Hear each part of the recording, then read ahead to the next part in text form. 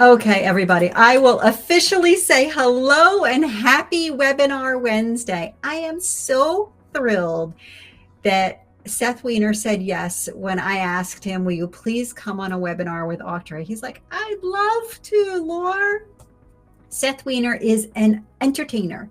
He is an MC. He is a podcast host, and he is an incredible, incredible auctioneer.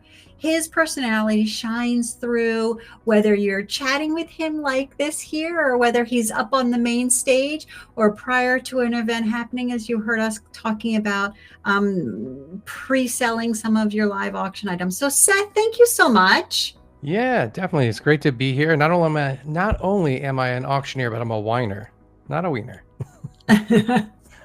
Sorry, It's all good. Most people get it wrong, but you know what though? That's okay. My son has to deal with that like I did.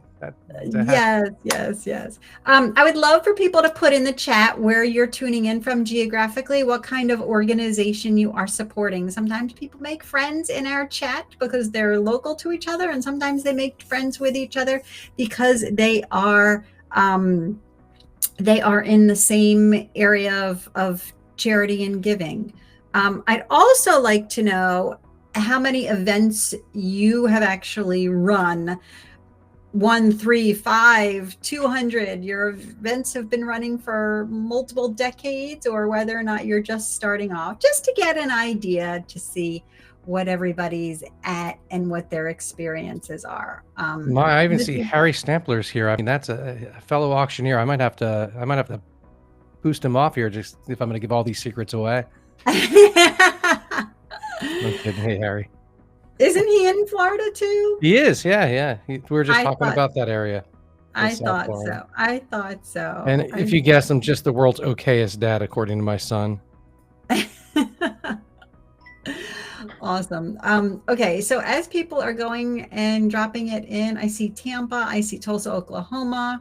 I see our gal is 30 years old in Tampa, and I've run it for the past 2 years. Rosa from Habitat for Humanity, schools. We are spanning across the country here. We're going coast to coast. Welcome, Seth, everyone. I'll give you the keys. Yeah, okay. Well, thank you for hosting me here. I appreciate it. Let's jump in. Let's see. What are we going to talk about today? So today, we're going to talk about a couple different things. We're going to talk about what's hot right now, right? The trends that spark giving. And how we're going to do that. For some reason, I'm the gamification person. That's what everyone tells me. So why not? Lean into it.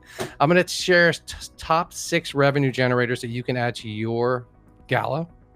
We're going to talk about the last paddle up game, which many of you know. I'm going to show you actually one of them where we raised over $30,000. You're like, what? How? Yeah. It's great. So stick around for that. And then there's another one we're gonna feature called the Dessert Dash, and we're gonna show you how it's done right using this software right here. Because unlike any other software, this is the one that actually is integrated to make it super easy for you to raise money doing it. So I'm excited to share with that. Then we're gonna move on to mastering the paddle raise. Paddle raise, your fund and need, your appeal. By the way, question, throw it in chat. Yes. What raises more money, the live auction or the fund and need? I'm interested to see the answers for that. Live auction or fund and need? I could have done a little survey thing for that. Well, I'm going to tell you. You don't even have to guess. A lot of people were going to say, there we go. People are right. There you go. Fund and need. 60. I did math. Not math. I did math. No, so I looked at all of my events that I've worked in the last 2 years. 3 years, I think it was. At any rate, 60%. On average, 60% of the raise is from the fund and need. Then comes the live auction, then comes the silent online auction, and then comes the revenue generators. Now, there's anomalies there. Sometimes, you could do $200,000 in a live auction because you just had an incredible night. But the reality is people want to give. So there's a lot of strategy to go about getting that set for success. And I'm going to really share some insights with you about that. Obviously, storytelling is going to drive emotion and action, but we're going to talk about the strategic level drops, the anchor donors, etc. So we're going to dive into that. I'm going to give you a little bit of insight into what I do with my consulting on that piece. And then we're going to close by sharing more about the tech that's driving engagement. I'm going to share some really cool things that I'm utilizing I might go off script and tell you a little bit more. We'll see where we are with time. And then, of course, we'll open up for a Q&A. So sound good? Awesome. And just some housekeeping. Yes, you will get the slides. Yes, you will get the replay. So don't worry about copiously taking notes. All right. Well, gamification, there's so many different ways to increase revenue with gamification, but you're seeing a lot of photos here. These are from some of the bigger game show events I do. Game shows can be corporate social responsibility programs. They could be fundraising.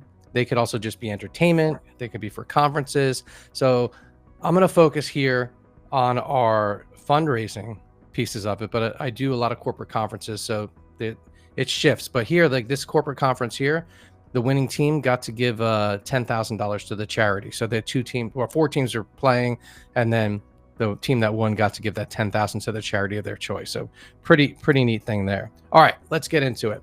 So I'm going to go through this list, but before I even go through this list, here's the thing about gamification at your fundraiser. Is it a revenue? Yeah, I say it's a revenue generator, but the reality is this: are we doing this to really raise money, and how much money? So there's some games that can raise $20,000, but there's only a few of them that do that. Majority of them are like 1,000, 2,000, 3,000, sometimes 5,000, but you're going to average about 2,500. So it's not all about the money. It's about the energy transition. What do I mean by that? How many of you probably have a cocktail hour and then you go into your programming and then you're trying to get people in? The voice of God, ladies and gentlemen, the program is going to begin. Please join us inside. Everyone grab your seats. And it's just like, okay, there's another way to do that. We got to transition the energy. Cocktail hour into program. Here's what we do. We're going to do a game. And so that game is going to raise some money, but it's going to get the energy going. My go-to is rock, paper, scissors, and others are heads or tails that most people like.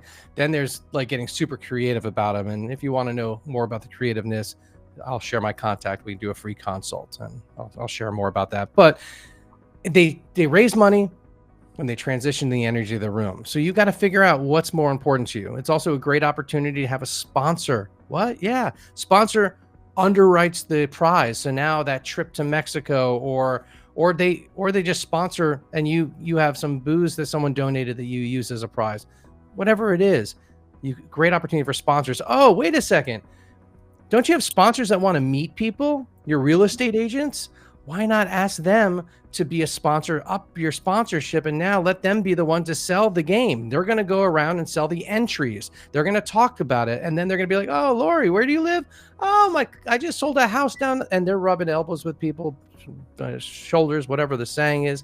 You're giving them a unique opportunity. So I can go on and on about sponsorship. I'm going to bring myself back here and focus on the gamification. But don't forget, everything that we're talking about is another opportunity for you to put a sponsor on it. Okay, there's the game we're going to talk about a little bit. Last paddle up. The paddle drop, I'm going to quickly just share. The paddle drop ended of the night. Ladies and gentlemen, it's our last ask of the night. It's a surprise. No one knows what we're doing. And if you've got a prize, the other night, they had a electric bike. Seth, what are we going to do with this electric bike? What do you think we can get for it? I go, well, it's valued at $3,000, but it's one of those items that not everyone's going to really pay that much for. So this is what we're going to do. We're going to roll that bike out. And I'm going to say, ladies and gentlemen, it's our last ask of the night. This one we decided to do $100 instead of $50. It's $100 an entry. If you give us your paddle, you don't need your paddles anymore. So I always tell everyone, give every single donor a paddle. They can be on the same credit card, but everyone a paddle. Lots of reasons for that, but this one in particular, ladies and gentlemen, last ask of the night, it's $100. Someone's going to walk away with, I'll tell you what is in just a second, but here's the deal. We've got our volunteers walking around. If you give us your paddle, it's $100. It's a $100 donation, but we're going to grab them. We're going to throw them all up in the air, and whichever one our executive director catches is going to win. Bring it out. And then I put on some music, is your rocktioneer, and someone comes out with the bike, and it's electric bike, and da da da. Normally it's like that song I would do is Electric Avenue, why not? But so you bring out the bike, and everyone's like, ooh ah, and now everyone's walking around, and they're getting the paddles. And here's another key: make sure your volunteers don't just take the paddle, but they say, good luck and thank you so much for your $100 donation. Good luck and thank you so much for your $100 donation. Reiterating that will make your checkout that much better, because people aren't going to say, what's this extra $100 I just spent? Right. Okay. Last paddle up. If you do $50, you're going to, if you have let's just do the math. You have 500 people and 300 people in your event. That's 150 couples. You're probably going to get about 50 to 70 paddles on average. So it is a great just icing on top of the cake there. Rock, paper, scissors is another one. The golden ticket. The golden tickets, and I'm going to talk about rock, paper, scissors in a minute, but golden ticket is typically you do 100 tickets, $100. It's a great opportunity to use consignment. You can raise about $10,000 if you get someone to underwrite it. If you put a trip in there that's $2,000, now you're at $8,000 of revenue. But here's the trick with the golden ticket. You're going to try to sell it out in advance. That's the idea. Great opportunity to go to donors that you know that aren't going to be there. Hey, I know you're not able to, so segment your list. Here's who's coming. Here's who's not coming. Hey, I know you're not able to make it. We're going to miss you so much, but we'd love you to still contribute and be a part of the event. And here's a great way to do it with our golden ticket. Every $100 donation in our golden ticket gets you an entry into a chance to win one of those fantastic trips. So golden ticket's a great thing. And then of course, selling them, closing it out the night of. Obviously check with your raffle and license and laws and all that. Not someone that can talk about that, but your lawyer can. Heads or tails, that's another game we'll talk a little bit about in our next slide. And the prize drop and things like that. These are just giveaways. It's another way to do a wine pull. You make it fun. It's easy to get people engaged that way. Okay, let's move here. So heads or tails, as you see on the bottom right, you could do trivia. I have a face-off unit, but you can use it with paddles. First paddle up, gets to say true or false, or you can bring people up and do head-to-head. So many different ways about it. The games there's endless amount of the games, but why I'm sharing this with the trivia, again with the heads or tails, you don't have to just flip the coin for heads or tails. You don't have to just say true or false with the trivia. You have an opportunity to bring your mission front and center. So I'm sharing with a lot of my clients, get videos of the kids. If you're a school, get videos of the classrooms, and they can say heads, they can say tails, and then you go to your video that you spent all this money to get those screens. You might as well use them. And then so your MC goes, all right, ladies and gentlemen, it's a coin flip. We're not gonna actually toss it. We're gonna see what, so you have like a coin like graphic spin in the air, and you just use your clicker. All right, let's go to the screen and see if it's gonna be heads or tails. Click, and the coin's in the air, and it is. Click, and the kids go tails. And so you're showing your 4th grade class, your 3rd grade class. Maybe you've got tons of volunteers and you want to get their faces there. What's your story? This is another way to integrate your story and your mission into the night. So think about that when it comes to games as well. Whoops, hang on a second. I'm going ahead of myself. The next slide I'm going to show you is our last paddle up game. Some people call it Last Hero. Some people call it, I don't know. There's so many. The run around. Yeah. At the end of your fund to need, typically at the $100 level, there's an opportunity to raise a lot of money. A lot of people, let's look at your sponsors. Your sponsors, they bought a table. Wonderful. How many people are there? 10. The sponsor plus 9. Who's coming, right? Most of those, sometimes you're probably going, well, one of the biggest challenges we have is we get a table, our sponsor puts people in, but they don't spend any money.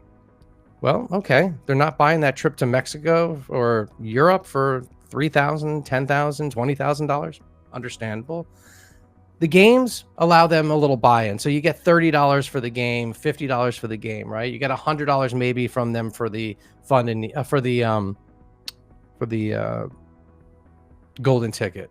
So you might get a little bit there, but with the last paddle up game, you get a lot more of their money.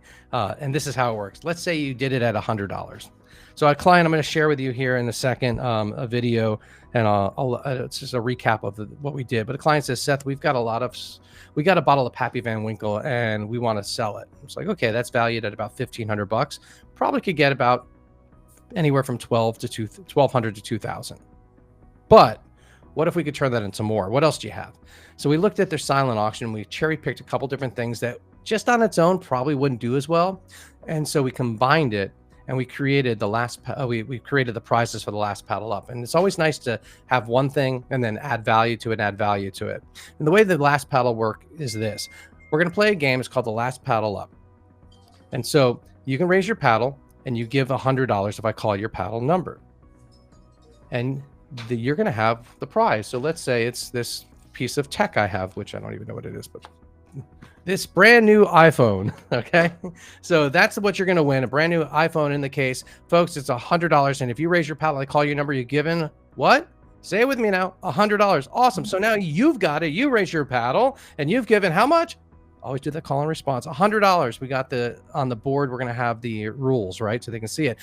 Now you've got it. But if someone else raises their paddle and I call their number, they've given how much? $100. And now they've got it. And thank you for your donation, but they've got it. But you still have a chance, because if you raise your paddle again and I call your number, you're going to give an additional how much? $100. That's right. So now you've given $200 and it's yours until someone else does. And this is, we're going to keep going until we have a final winner. And you'll know you won when I get to the D in sold. And so we start doing it and going, and I'm going to show you what it looks like. But what I like to do is get it. Once, twice. And so we get it moving. Then I go, hold up. And then I go and I add another prize. So what does it look like? Here we go. For that 115, going once 296. Let's throw some cigars into the mix now. Cigars. Now we're smoking, ladies and gentlemen. I'm going to take a sip of this Havana Club selection. This is like a $200 bottle of rum, ladies and gentlemen. We are now increasing the gift. The amount now is $200. 116, going once, going twice, 278, 129, going once, going twice, and 116 again. That's another $200. Thank you so much. 225, 278, 129, 278. Every time I say your number, you're giving $200. If you got that whiskey, you might as well have the whiskey smoker. Once, twice, and 116, 129, 278, once, twice. Ladies and gentlemen, I got this priceless bottle of 15-year Happy Van Winkle. Ladies and gentlemen, we're going to go ahead. $500 now. We moved it to $500. $500 when you raise your paddle. Twice.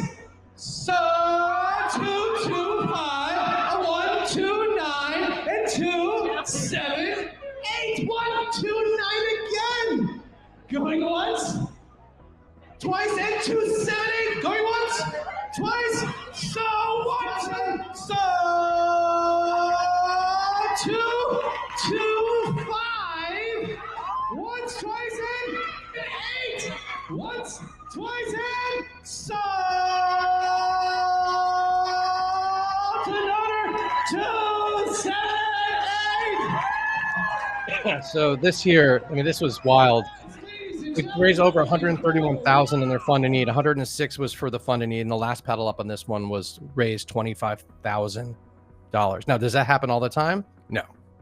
But does it turn something that would have made $2,000-$3,000 in the silent auction into $5,000-$6,000? Absolutely. It takes a lot of strategy and skill. You have to make sure you have a professional auctioneer that does one of these, and you also want to make sure you're not getting that donor fatigue. You don't want to overdo it. So this is not for every event. And I also don't recommend doing it every year, although some organizations loved it and they want to do it every year. I've seen this work a lot of times. Where it raises the most money is when you have those donors in the room that they've got the capacity to give, but they don't always give. It's like this donor, they can give $50,000 without a blink of an eye. It's like they've got that, and they just kind of, they go to the gala, and do they give that year? Sometimes they're moved or not, but this is where them and a friend go back and forth, and they just have so much fun, and all of a sudden you've raised 30, 20, whatever it might be. So that's last paddle up, and I'll answer questions here at the end. And I know there's a lot of questions that are popping up here in the chat, so let's address those at the end as well. So keep me on time, Lori, if I need to slow down or speed up or whatever. But nope, you're moving well. Cool. Okay. So Dessert Dash is another great game. It's a really, really fun revenue enhancer. The idea with this is you might, if you're a school and one of the moms is like an amazing baker. We had someone that made a cake, and the cake was like, it was for the Georgia Bulldogs, right? Like it was an awesome cake. It was so great that I don't even think that people wanted to eat it. It was so cool. But what's neat about the dessert dash, it's an easy way to get all the tables involved. This is really, really great for how do we raise an extra $5,000 and maybe 3,000, sometimes even more. But the idea is this. When everyone sits down at their table, you already have desserts. For the most people are doing this now. It's very standard. You have the desserts already, salad and desserts already plated on the tables, and then they get dinner and whatnot. But the dessert's just whatever. So you have like a really amazing dessert. I've seen it where we've done, what's the flaming dessert? Bacon. Yeah, baked Alaska. Yeah, exactly. Baked Alaska. Yep. There's that, or like Irish coffees, or espresso martinis. Or what we're doing here is a very high-end thing, right? Like an elevated dessert. Sometimes you have it where it's multiples, but I'm going to give you the example where you've got dessert on your table, but we got this incredible baked Alaskan that's going to come to your table with espresso martinis, right? Here's how it works though. Your table has a sheet of paper and everyone's going to write their bidder number and the amount they'd be willing to give. And collectively, the table that raises the most money is going to win that experience. But every other table that bid, they don't know anything. So you can put a gift amount on this. Doesn't mean you're going to pay it. The only person paying is the table that wins. So one person, you have a table of 10 people, and one person puts 200, one person puts 500, one person puts $5,000, they're probably going to win. So this is done typically on paper, and then you got to get the paper and calculate it. And each table will say, okay, if your table's raised over $100 standing, you have one representative standing, right, for each table. Okay, sit down if your table is raised under 200, sit down if under 300. So you keep going until you find the most.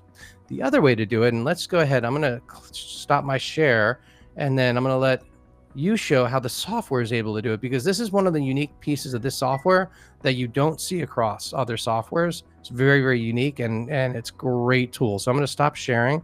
I'm going to give you the controls there, because this is awesome. Thank you. So this is within the Auctria platform.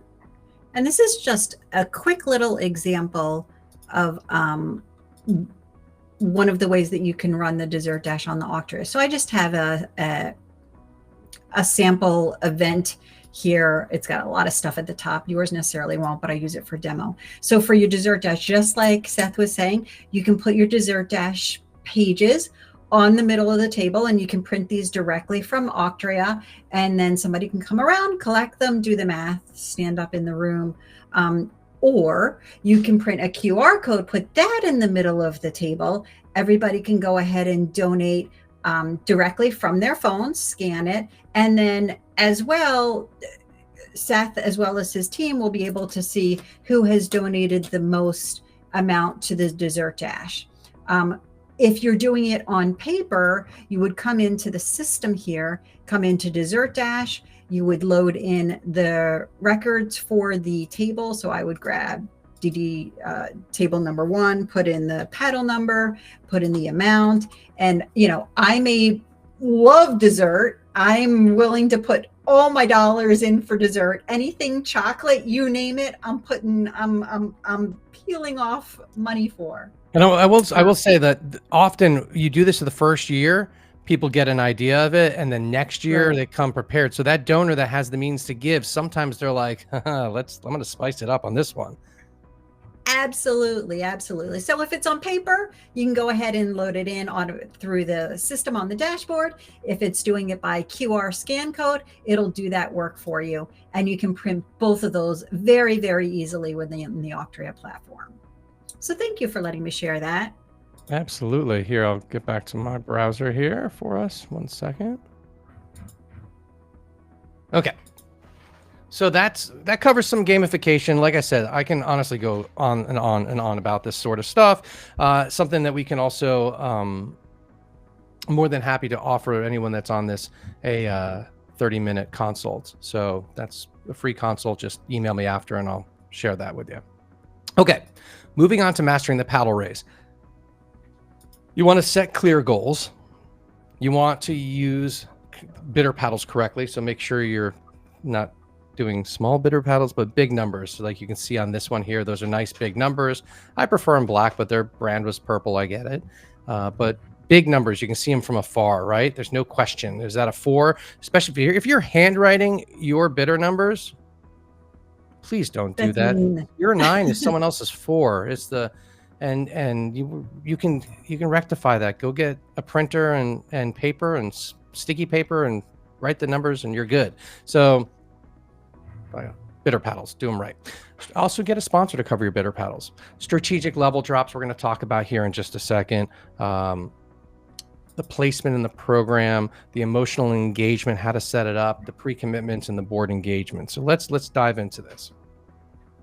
You want to set clear goals. Every time I meet with my clients, the first thing we do is we set goals. I'm all about goals. What's our goal to raise?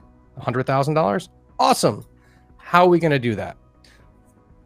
$100,000 for your fund and need. So first thing we're going to do is analytics. What have you done in the past? What are your levels in the past? How much money have you raised in those levels? That's going to give us a good idea of what we got to work with. Now, every year can be a little different, especially with schools, totally different. With the school, it's got to be the emotional appeal. If you're trying to get new carpet, well, what's the story? Why does it affect your kids? Why would you want to make a difference? Especially if you're a private school and you've been paying a lot of money. So what are we raising money for? It's got to get the appeal right.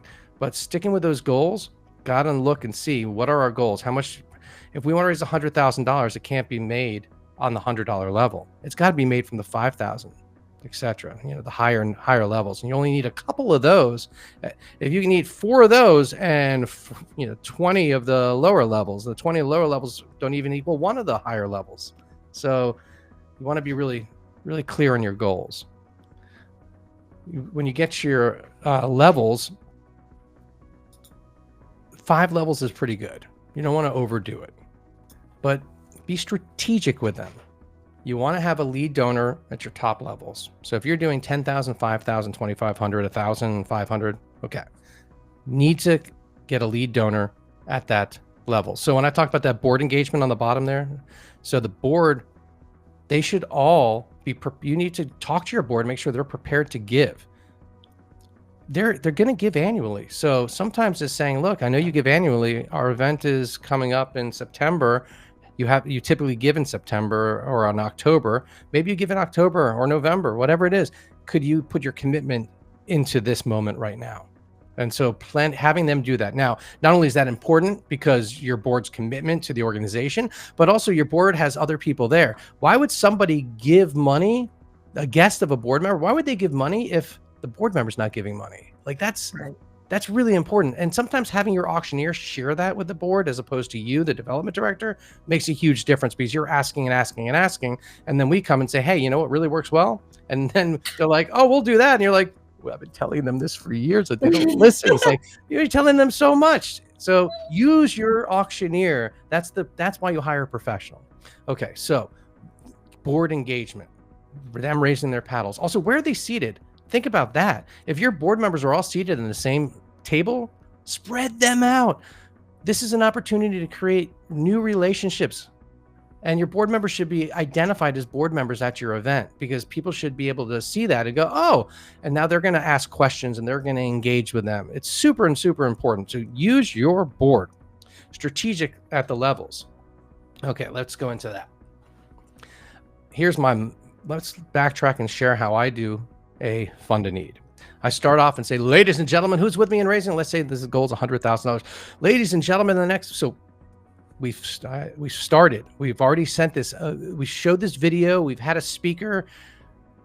The video should be 3 minutes max. Do a video or speaker. There's other methods to it. I can share those as well. But get the appeal. Pull the heartstrings. Then I come up, reiterate a little bit, and say that, ladies and gentlemen, who's with me in the next 5 minutes raising $100,000? All right. Well, what we're going to, everyone, so a little call and response. Before we begin, what we're going to do is we're going to start at the $5,000 level and work our way all the way across to the $100 level. And I ask that you give a gift when we're at the level. If you feel comfortable giving at that level, simply raise your paddle. I'm going to call out your number and we'll put it on your tab here in the software at the end of the night. If you want to pay in a different way, by all means, maybe you want to give from your company or your foundation. You can do that at checkout. out, simply just let us know. We can change the method of payment. Not a problem. But ladies and gentlemen, like I said, we're going to start at the $5,000 level. We're going to work our way across. Here's another tip, pro tip. Put the levels in your program. Put the levels in your program. Let them see. Let them have a visual. And then you could also add on that a little bit of information, what that means. We're building a playground. $5,000 helps us do X, Y, Z. $2,500 helps us do this. It's always good to put something tangible on it because people like to spend money on tangible things. Okay, so we've said that. Here I go back to my script here. And before we begin, ladies and gentlemen, I got to ask, is there anyone in the room that would like to give our goal of $100,000? Maybe had a great year. So I fish. And if we get a bite, that's great. If not, I haven't started yet. Our first level, again, is $5,000. But before we do our first level, I got to ask one more question. Is there a number greater than $5,000 anyone like to give? Okay, pause. The other night, Saturday night in Boulder, we had an event. The client only had one person pre-committed for $10,000. So I said, we're going to put him here. But let me tell you what happened when we did this like this. It wasn't one person. That person was not the first paddle up. We got 7 paddles at $10,000, a couple at $7,000, one person at $6,500. I'm like, why? They're like, I don't know. I thought it would be a good number. And then their friend raised their paddle and goes, we'll do that too. I go, well, that's why, because they wanted someone to match them. I mean, giving is contagious. So you got to set yourself up for success. So if you know you're starting at $5,000, try to fish for more. And if you can find and identify a donor or a sponsor, this is a great opportunity for them to give in this moment to motivate others to give. Okay, now we've done that. We're going to start at the $5,000 level. And this is where I always want to have these top levels have at least one pre-commitment so that we know a paddle's going up. If someone wants to give anonymously or someone's not going to be there, same thing. Have a volunteer raise on behalf. They can even raise their paddle and say, this is on behalf of the Joneses, or just no one knows who they are. And people are like, who is that gave $5,000? My God, I want to know them. Are they single? No. So, this have fun with it, but set it up right. So lead donor. Before you get to the event though, calculate your goals and then set up, what do we have to work with? Don't worry about how we're going to do a match, where we're going to do a match, etc. Figure it out once you figure out what you got to work with. We got $10,000. Okay, maybe you do a $5,000 lead. That leaves you with $5,000, and you do a $2,500 lead. And then at the $250 level, you do a 10-person match. You've taken one donation of $10,000 and now used it 3 different ways to motivate donors to give, and it will work. Okay, another thing to do is, great one, you have a sponsor. They're at the Fox Theater of Atlanta, and it's November, and they've got the Nutcracker coming up, and they've got 2 rows of seats that they're willing to donate. What do you do with those? Do you put them and sell them in the live auction? Tickets are like $50, like maybe. Or, hey, ladies and gentlemen, in honor of our 25th anniversary, the first 25 paddles up at the $250 level gets a ticket to the theater. And so incentivize a level. I've done it with booze. We've had a wine sponsor, and then anyone that gives at a certain level, think about that. You could also say on the higher levels, anyone that gives at $5,000 level is going to get a bottle of Dom Perignon for their table. So sometimes people go, well, I was going to give $250, you give $250. Why don't we do it together? They'll split a checkout, right? So be creative about it. But this is the bottom line. Your fund and need is the point where you can keep the emotional appeal tied to each level and really motivate the giving, throwing an incentive there and being strategic. Now, where to place it? The true answer to this is there's no right answer, but there's my preference. And I'm going to tell you my preference. My preference is the beginning of the program. If you've got awards and speeches and all that, and fundraising first. And then when you do that fundraising first, do you do live auction or do you do the paddle race first? Here's the deal with me. How many people? We got 5 items in the live auction. How many people are going to be winning it? 5. Maybe we have a couple doubles that we can sell twice, right? I get that. But not many people. How many people are bidding? Well, when you get to over $3,000, think about your room. Shut your eyes. Look at that room. How many paddles are up? 5, 6. So we're talking about a small percentage of your room in the live auction. Most people are enjoying it. It's fun. It's exciting. It raises money. Your money is coming from your fund of needs. So when we get the attention in the room, people are just finishing their meals. Do not, we stop the bar service. We stop the catering from picking up plates and all that. We go into the fund of need. People still are chewing on food, so you got their attention, and we start with our program. When you get one good chance to hold everyone's attention. And so this is the moment, and this is the most important one, because you're talking about your mission. We're funding something extremely important, and we've got everyone's attention, right? Okay, so that's when I say to do it, and then you move on with your program. I find that strategy works the best because everyone in the room has the capacity to give, be it $5,000 or $100. Everyone. So you might as well get them while they're fresh and your mission's solid and fresh in their mind. Awards and all that at the end. Pre-commitments we talked about, board engagement we talked about. I mean, I can go on and on and on about the fund and need. I will answer some questions here at the end, and we will jump into our last piece. I think we're doing good on time. Our last piece here today was going to talk about tech. Tech drives engagement. What are we looking at here? These are my touchscreens. These are the touchscreen experience that I'm providing. On the left, you can see that right there is a video poster that I created.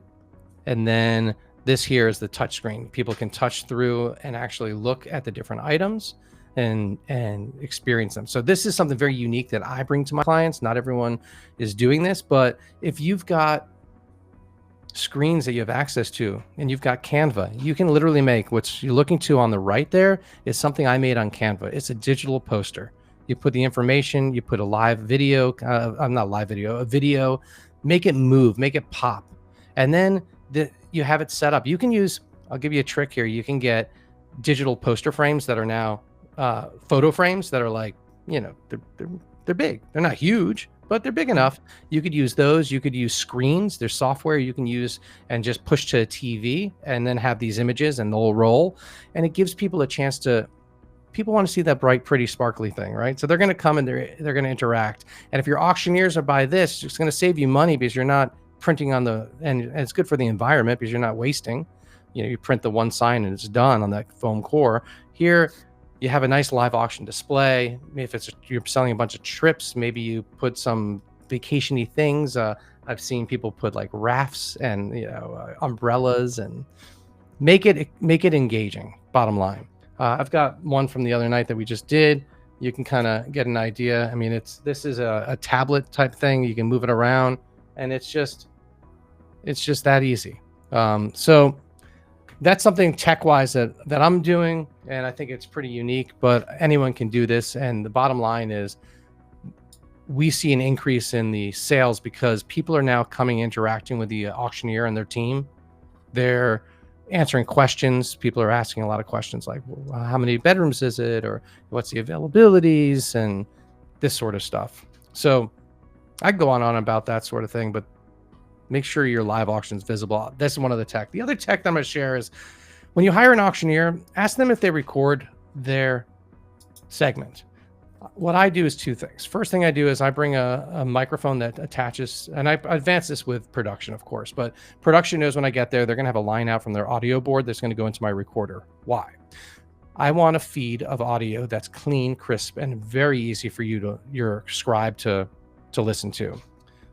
So if you were to say during the fund and need, I'm going to record the fund and need on my iPhone, it's going to sound like, it's just like, was that a 107 or it's not clean. So if you get a board clean, you're just hearing the sound of my voice. It's very, very clear. And so sometimes, especially with that last paddle up, 101, 202, 303, 101 again, like it just goes so fast. Your scribe's they're like, and so to fix that at the end of the night, I give them my recording and they can listen to it super, super clearly. I put it up on a drive. The next day, if there's any issues, they can resolve them that way. I've saved hundreds of thousands of dollars by doing that. I'm not kidding. Because when you lose that $100, fine. But when you lose a $5,000 donor that was motivated in the moment to give and just what's $5,000 to them and they just didn't even notice they weren't charged, that's hard. Okay. So how else do we fix that? You ever been in the situation where you have bidder paddles that don't have names on them? It's just a number.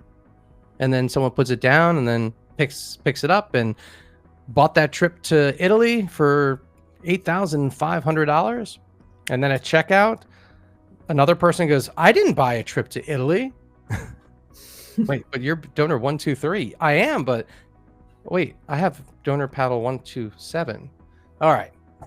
What I do is I have a 360 camera and I put it in. And it's and sometimes people will do it even just with an iPhone and get a camera angle of the entire room. You also have photographers that are going around. You know, if you have seating that's assigned, you have an idea of where people are seated. So for that example, Sunday night, we literally sold a trip to Italy, $8,500 we sold it a couple times. I think it was 13 times. One of the donors was not, their paddle was like, they didn't know who they were. So we were able to identify that where they were by watch the video, and it's 360. So I could see myself going.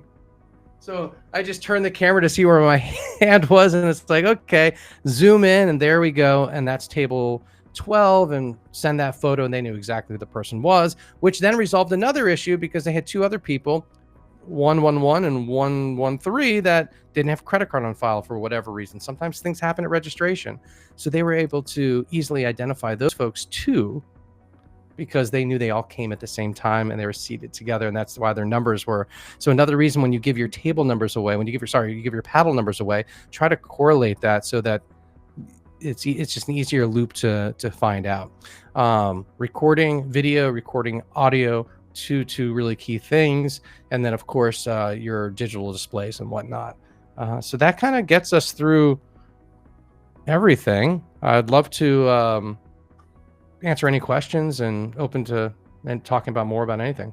Seth, but there's a couple questions in here, but can you talk about the trips and the multiples? That comes up a lot, and you and I shared some information about it before we kicked off, but I was wondering if you could take a deeper dive into that. Sure. So the number one way to raise money in your live auction is to have things donated.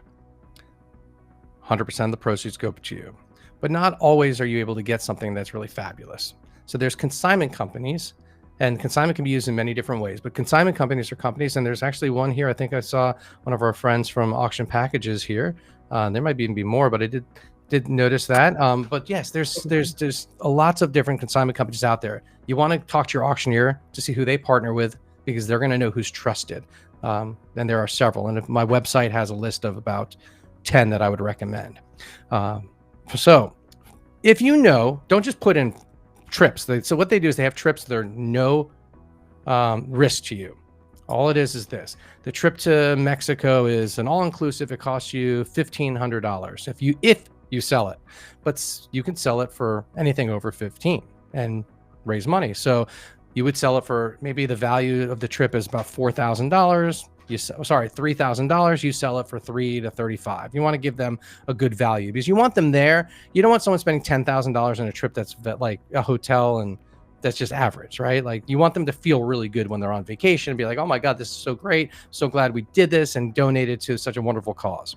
But the way it works is, you've got the trip. It's a consignment. If it sells, you only owe the cost. So anything over that cost is great, right? That's how you make money. So if the trip is $1,500 and you sell it for $3,000, you've made $1,500.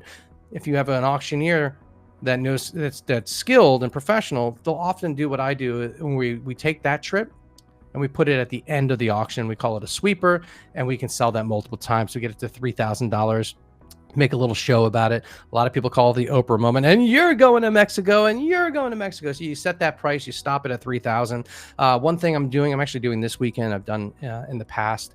Maybe I'm giving too much away here, but the golden ticket, like, you only sell 100 of them, right? So it creates that incentive, like, oh my God, there's only 50 remaining, and you know that you've got a 1 in X number of chance to win. Okay, cool. Pull your winner, do your live auction, and at the end of the live auction, be like, you know what, folks? That golden ticket sold out, and so many people are interested in those trips. We had 5 different trips in there. So you pull 5 trips from the consignment company, you're only going to use one of them, or whichever one the person wins, right? So let's say the cost of all the trips are about $2,000. We go to the live auction, we finish and say, hey folks, that trip, the golden ticket was such a hot one. I'll tell you what we're going to do. We're going to go ahead and sell this golden ticket.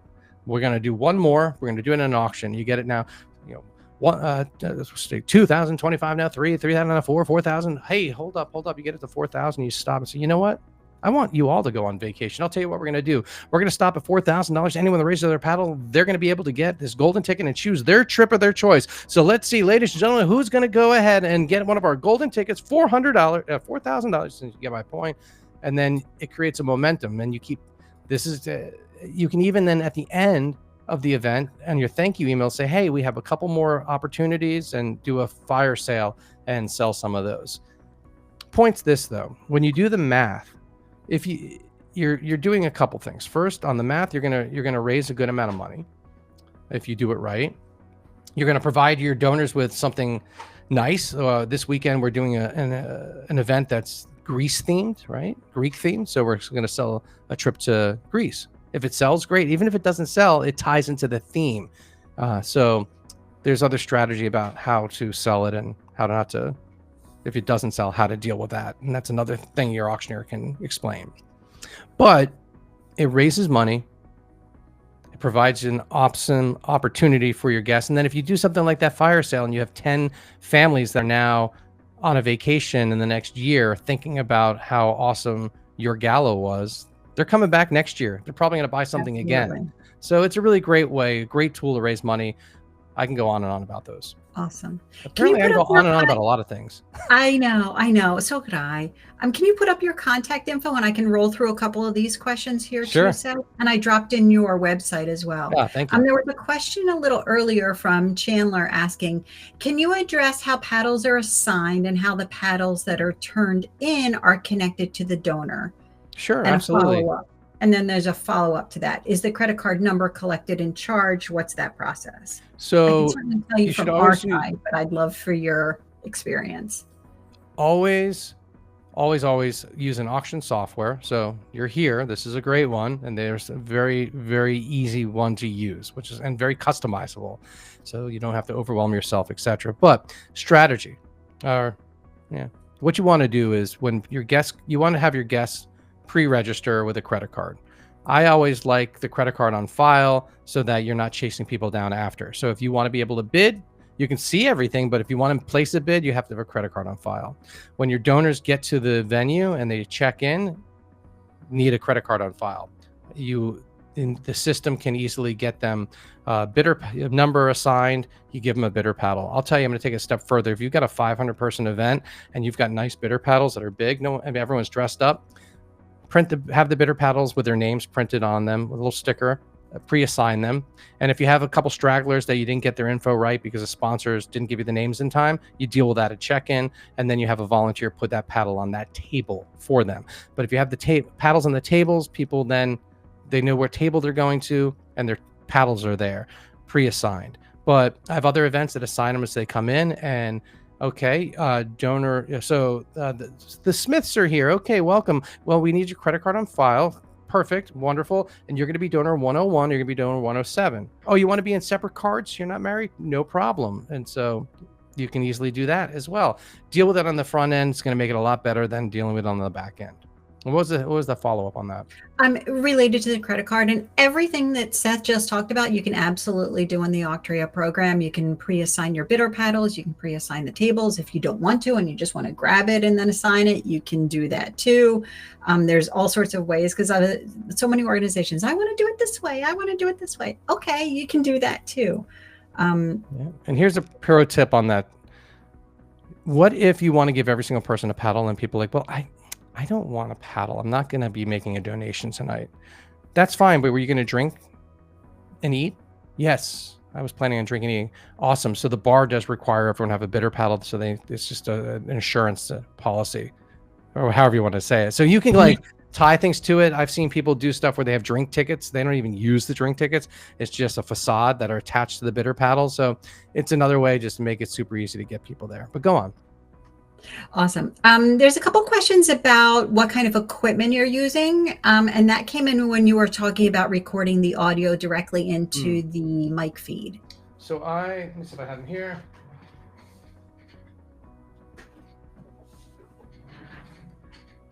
So I use the Rode mics. These are higher end, but you can use anything that's got a recording thing. But it just uses it goes XLR from the soundboard into the headphone jack of this mic right here. This can also be a regular microphone, which ties into my camera, but I'm a big fan of the Rode Wireless Pros, Rode, RODE Wireless Pros. But there are so many different softwares out there that as long as you have you can tie it into a computer, you can tie it into your iPad. There's so many things. You just need to be able to go from your soundboard to a recording device. Rode is just a really high tech. And your AV people, you talk to them in advance and they know that you're doing that and they help you with that stuff, right? Certainly. Well, yeah, I mean, I come in pretty, they know exactly, yes. But you can also ask your AV, do you have the capacity, do you have the capabilities on your soundboard to record? And they can say yes, because a lot of, if you're going with a really pro company, not just like a stick PA with like just a small soundboard, you're going with a pro AV company, they have digital boards and they can do a digital file and then they could kick that file to you. The challenging part with that is they're working. You got the DJ or the band on, you know, so like you're not getting that file till tomorrow. So if you want a smooth checkout, boom. Oh, another reason why to do that fund and need on the front end is now you've got it all done and people can, your clerks can now go and enter it all into the system while you're doing the live auction. So when the live auction is done, you can do your checkout quicker. Absolutely. And then of course with Auctria, you can batch checkout because you got your credit cards on file, makes it simple. They don't even have to stop at checkout on the way out. Jessica asks or states, we're a local community theater. Our fall fundraising gala includes a silent auction dinner and then a music review performance of the entertainment. Sounds like fun. We would like to incorporate a fund and eat or raise the paddle type this year for our building fund. But as we don't really have the time for a live auction, what are some creative ways to approach this? And I'm going to insert in there, where should she insert that in her run a show? Absolutely. So on your behalf, Jessica, if that's okay. Yeah. No, totally. I work with the Fox Theater here in Atlanta, Georgia. They have the Fox Gives, which is a foundation they do. And we've done these big concerts at the Fox Theater. It's like 8,000 people or so. It's a large venue. So what we do, the night is built up about it. So we do a VIP party in the beginning where we invite some high donors. I do a live auction. But the fund and need, what we do is we do a strategic fund and need. And we get everyone, I come up onto the stage and present that.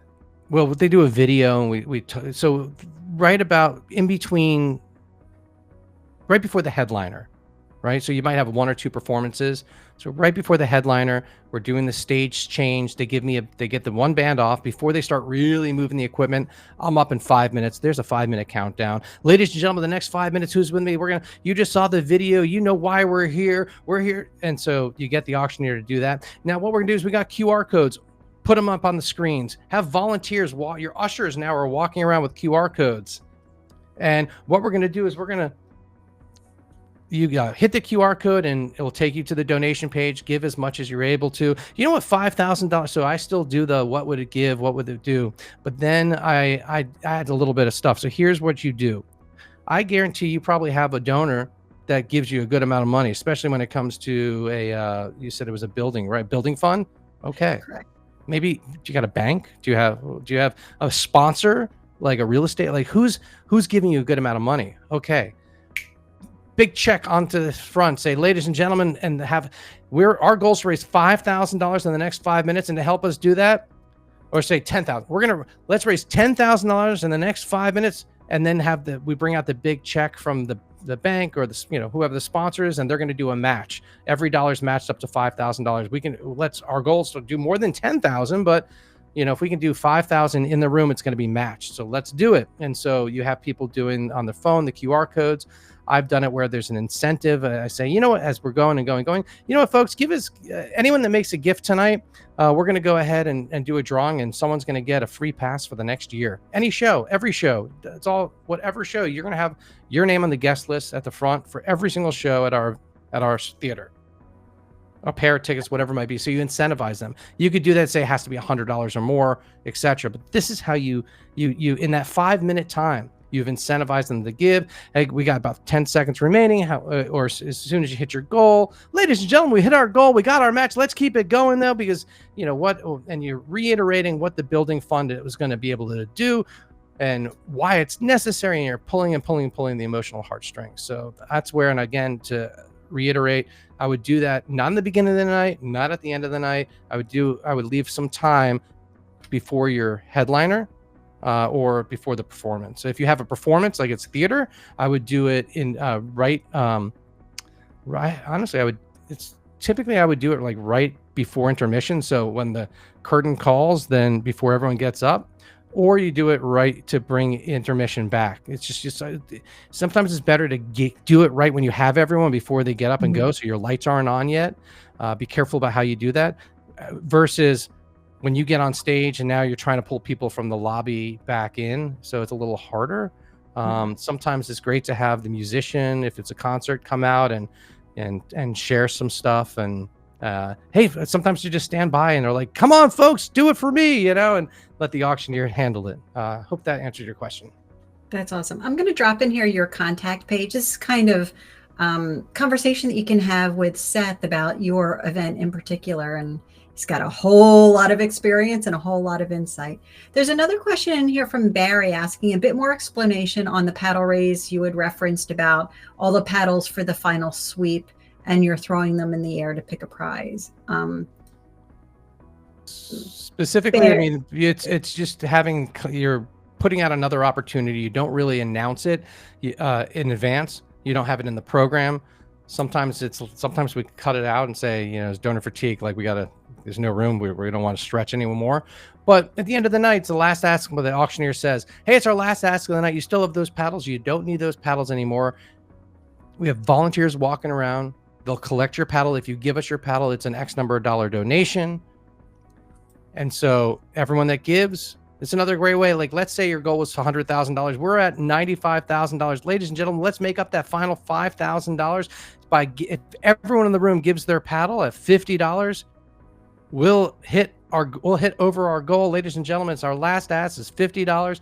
Volunteers collect the paddles. We collect them. You don't have to throw them in the air. It's a great photo to do that. Put them in a big bucket, blindfold someone, have your executive director pull one, however it is. And then our winner is boom. And then you take all the paddles and you enter them into the system as a $100 donation or a $50, whatever the donation is. Separate that from your fund and need so that it's a different item, so that that was from the paddle raise, from the from the paddle drop. And Seth, that visual in the room is amazing, right? When you're like, put up your paddle for that last $100, and everybody's bing, bing, bing, they're putting it up, and they see that peer pressure of those last couple dollars going up. Oh my God! Well, think about it. What's that wave look like in the room where the first couple go and then it explodes? Well, it happens when the volunteers are walking around and I'm sharing like, and the prize is going to be, and I update the prize. But you're sitting there, you're the only one at your table that's not giving the paddle. You feel like a little pressure to drop that paddle. Awesome. So it works. Saturday night we're doing something different because I'm like, gosh, we've got the golden ticket, we've got the last paddle up, we've got the live auction, we've got this, we've got that, we've got this. I'm like, okay, you know what we got to do?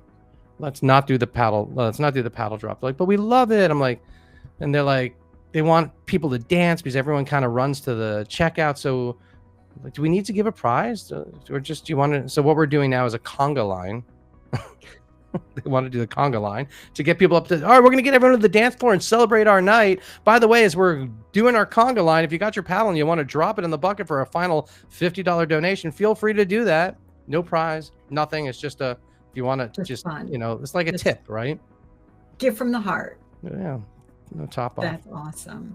We are at the top of the hour, and Seth, you have packed so much into this. I really, really appreciate you taking the time and sharing all these with our audience here. The replay will be available. The slides will be available. I also invite you to join us on our Facebook group, Auction Team Talk. It is the friendliest page on Facebook. Seth, I don't know if you're on there, but I'd love for you to join us there. A lot of other professional auctioneers, event planners chime in on the conversations as well.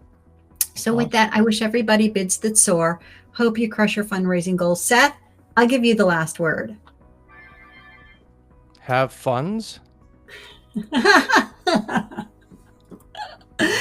Awesome. I'm going to hit the end button and it'll clear us all out. Thank you. Thank you all.